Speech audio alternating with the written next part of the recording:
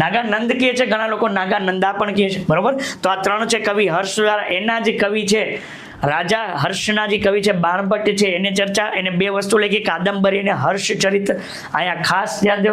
તો અહીંયા જે આપણો આન્સર આવશે એ આન્સર શું આવશે? ઓપ્શન બી, કે ભાઈ ભારવી દ્વારા કીર્તાર્જુનિયમ, ભટ્ટી દ્વારા રાવણવધ, ભવભૂતિ દ્વારા રત્નાવલીને ભવભૂતિ દ્વારા માલતી માધવ અને હર્ષ દ્વારા રત્નાવલી, બરોબર. A3, B4, C1 અને D2. ઓકે, આગળ ચર્ચા કરીએ. પ્રશ્ન નંબર 19. નીચેના પૈકી કઈ જોડણી સાચી અથવા કઈ જોડી સાચી છે તે જોડાયેલી છે તે કહો.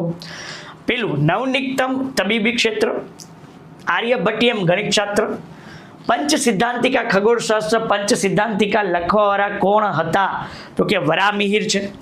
અને સુશ્રુત સંહિતા શસ્ત્રક્રિયા વાડકાપની વાત છે, સુશ્રુત દ્વારા લખાયેલું છે.